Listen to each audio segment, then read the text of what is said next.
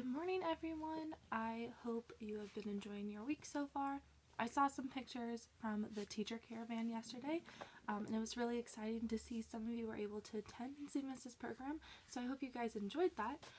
Today, we will be reading chapters 15 and 16 from Fantastic Mr. Fox. Go ahead and get out your books, turn to page 61, and we will begin. So chapter 15 is called Bean's Secret Cider Cellar. Mr. Fox examined the wall carefully.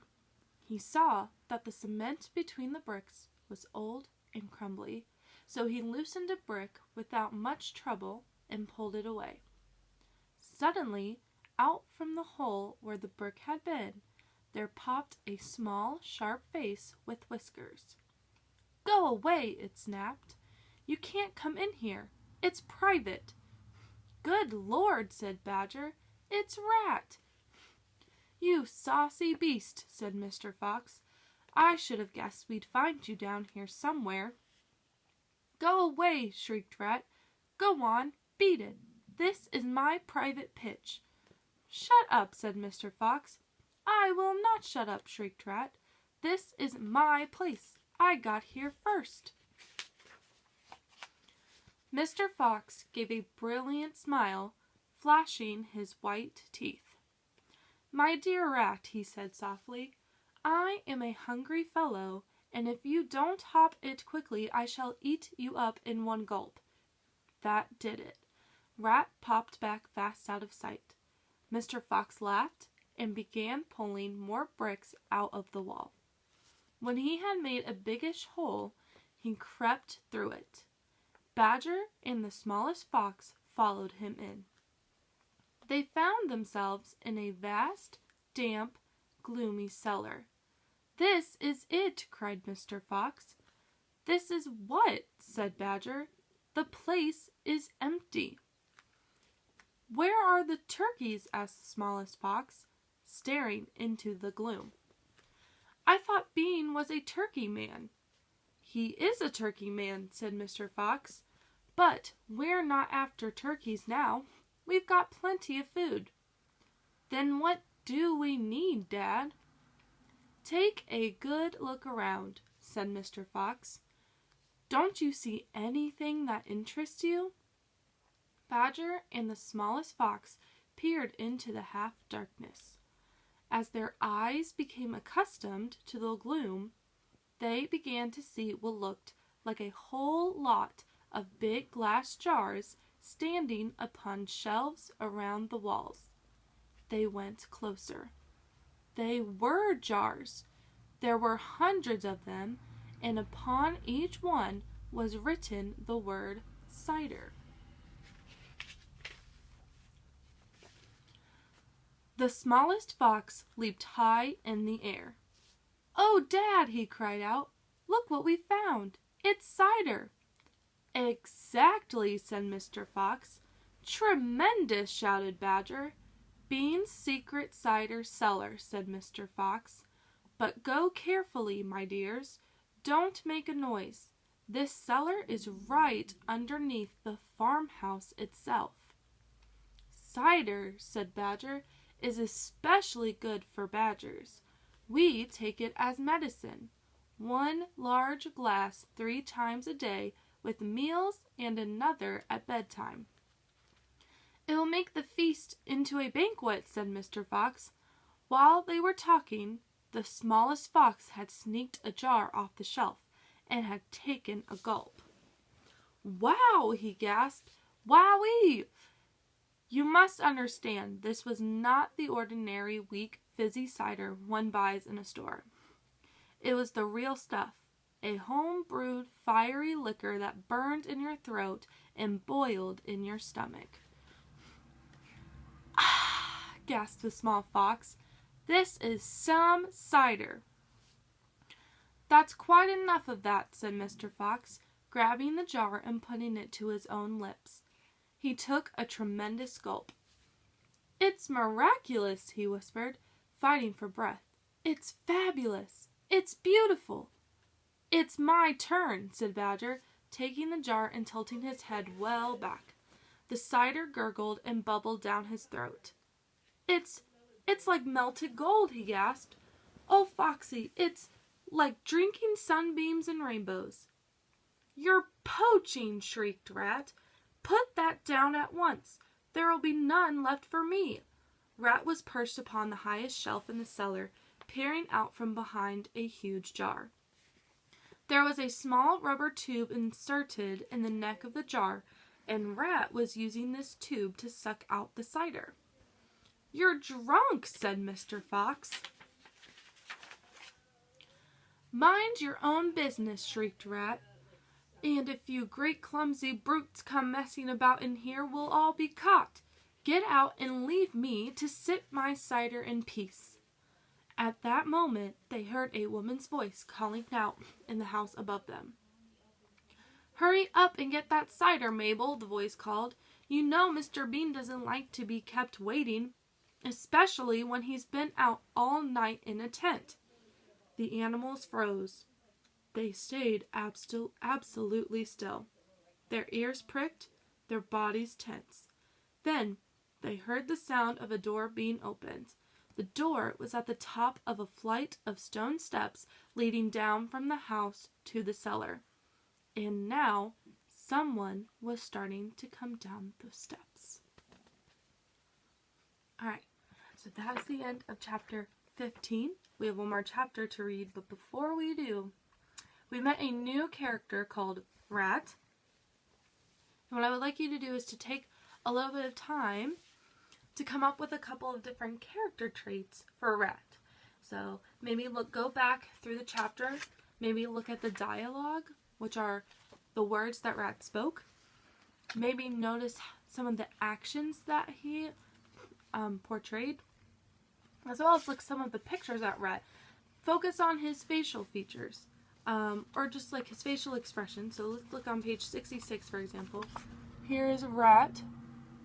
Alright, and look at his face. Does he look happy? Does he look sad? Does he look angry? How do you think he's feeling? How does this portray him? So go back through the text. I'll give you a little bit of time in chapter 15 and see if you can come up with different character traits that might describe this new character.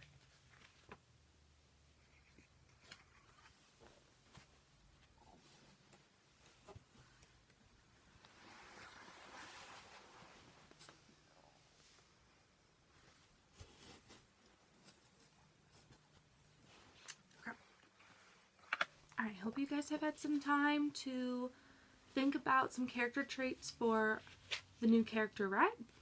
What we're going to do now is read chapter 16, which is called The Woman.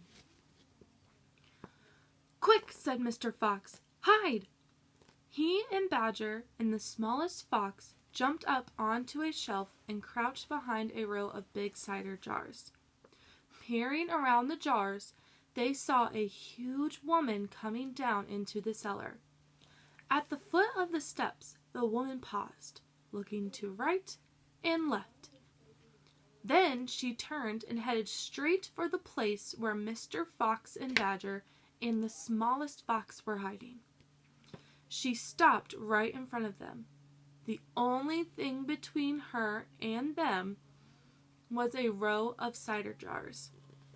She was so close, Mr. Fox could hear the sound of her breathing. Peeping through the crack between two bottles, he noticed that she carried a big rolling pin in one hand. All right, before we finish the chapter, I want you to predict if you think this woman is going to see Mr. Fox, his friend Badger, and his son, the smallest fox. Go ahead and think about it for a little bit. Do you think that she's going to find them? How do you think she's going to find them? Or maybe you don't think she's going to find him, and why? So just take a little bit of time and predict what you think might happen at the end of this chapter.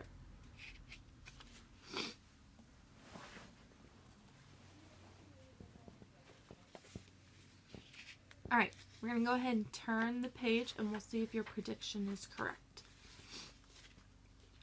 Alright, so before we begin, pay attention. Go ahead and look at this picture and see if you can find where Mr. Fox, Badger, and the smallest fox are hiding. You can look in your book as well, or you can look up at the screen. Where do you think they are? Here they are right here. And look at where she's grabbing her jars. So let's see if she finds Mr. Fox, his friends, and his son. "How many will he want this time, Mrs. Bean?" the woman shouted. And from the top of the steps the other voice called back, "Bring up 2 or 3 jars." "He drank 4 yesterday, Mrs. Bean." "Yes, but he won't want that many today because he's not going to be up there more than a few hours longer. He says the fox is bound to make a run for it this morning. It can't possibly stay down that hole another day without food." The woman in the cellar reached out and lifted a jar of cider from the shelf. The jar she took was next but one to the jar behind which Mr. Fox was crouching. "I'll be glad when the rotten brute is killed and strung up on the front porch," she called out. "And by the way, Mrs. Bean, your husband promised I could have the tail as a souvenir." "The tail's been all shot to pieces," said the voice from upstairs. "Didn't you know that?" "You mean it's ruined?" "Of course it's ruined. They shot the tail, but missed the fox." "Oh, heck," said the big woman. "I did so want that tail." "You can have the head instead, Mabel. You can get it stuffed and hang it on your bedroom wall. Hurry up now with that cider." "Yes, ma'am, I'm coming," said the big woman, and she took a second jar from the shelf. "If she takes one more, she'll see us," thought Mr. Fox. He could feel the smallest fox's body pressed tightly against his own, quivering with excitement. "Will 2 be enough, Mrs. Bean? Or shall I take 3? "My goodness, Mabel, I don't care so long as you get a move on." "Then 2 it is," said the huge woman, speaking to herself now. "He drinks too much anyway." Carrying a jar in each hand, and with the rolling pin tucked under one arm, she walked away across the cellar. At the foot of the steps she paused and looked around, sniffing the air. "There's rats down here, Mrs. Bean. I can smell 'em." "Then poison them, woman, poison them. You know where the poison's kept." "Yes, ma'am," Mabel said. She climbed slowly out of sight up the steps. The door slammed. "Quick," said Mr. Fox. "Grab a jar each and run for it." Rat stood on his high shelf and shrieked. "What did I tell you? You nearly got nabbed, didn't you? You nearly gave the game away. You keep out of here from now on. I don't want you around. This is my place." "You," said Mr. Fox, "are going to be poisoned." "Poppycock," said Rat. "I sit up here and watch her putting the stuff down. She'll never get me." Mr. Fox and Badger and the smallest fox ran across the cellar, clutching a gallon jar each. "Goodbye, Rat," they called out as they disappeared through the hole in the wall. "Thanks for the lovely cider." "Thieves!" shrieked Rat. "Robbers! Bandits! Burglars!" Excuse me. Alright, that is the end of chapters 15 and 16 from Fantastic Mr. Fox. We only have 2 chapters left, so what I would like you to do, since we will be finishing the book tomorrow, see if you can predict what you might think will happen at the end of the story, since we only have 2 chapters left. Will the 3 farmers catch Mr. Fox? Will he get away? Will they end up catching his friends instead? So go ahead and predict. If you want to, you can also write your prediction underneath where I post this video, and then I would love to read what you guys think about the ending of the story. Go ahead and take some time to think about it. If you want to, you can wait until the end of this video to do that. In the meantime, I am going to talk to you guys about the question 20, which you will be answering to go along with the chapters that we read. So question 20 is different from the previous questions that you guys have answered. So if you want to go ahead and get out your packet, it looks like this, the page that we're going to work on today. And number 20 says this: how would you characterize Rat? So we met a new character, and I had you briefly think about some character traits that you might use to describe our new character, Rat. To just review what the term characterize means, I went ahead and wrote it on this whiteboard. So characterize means to describe, and I wrote it in capital letters because I wanted you to understand that characterize is to describe the distinctive features of a character. So it means to describe features that are unique for that character and to be specific. Alright, so what you're going to do on this page is come up with character traits that you might use to describe our new character, Rat. So number 20, how would you characterize Rat? Use his actions and his dialogue, which remember, dialogue just means the words that character spoke. Use his actions and his dialogue to help you decide on his character traits.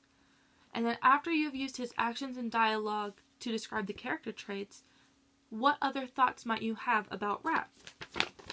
So this is what our graphic organizer looks like to describe the character traits of Rat. What I would recommend you doing is find the actions as well as the dialogue for Rat first before you come up with character traits. So let's go back to the text. I'll do one example with you. So if I'm wanting to find chapter 15, I'm going to say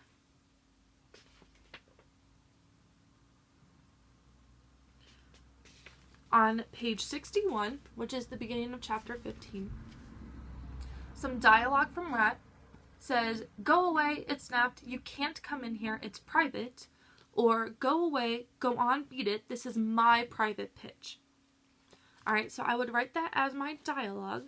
I would say the actions of Rat were very, maybe short, or his actions were he didn't want anyone to come in, he didn't want to be bothered. So maybe after I say the actions, he didn't want to be bothered, he wasn't wanting anyone to come into his space, and I write the dialogue, which I would also add my page number. So I would say for my dialogue, "Go away, it snapped, you can't come in here, it's private," and then page 61 next to it, that way I know where I got it. And then the action, he didn't want to be bothered by anyone. Maybe a character trait that I would write for him is rude. He was rude to Mr. Fox and Badger and the smallest fox. And then maybe I could write about my thoughts about him being rude. Maybe I didn't agree with how he was rude. I think he could have been kinder because the cellar wasn't his place either. Alright, so that is an example of what you could do with the character traits of Rat. Try to come up with maybe at least 2 more traits for Rat. There are a lot of different character traits that you could use to describe him. And then make sure you can find dialogue and actions that match the traits that you've stated. Alright? So that is the question that you need to answer for chapters 15 and 16. If you guys have any questions, just message me. You can message me below this video, and I will try to get back to you guys as quickly as I can. Other than that, I hope you guys enjoy the rest of your day, and I look forward to finishing the book with you guys tomorrow.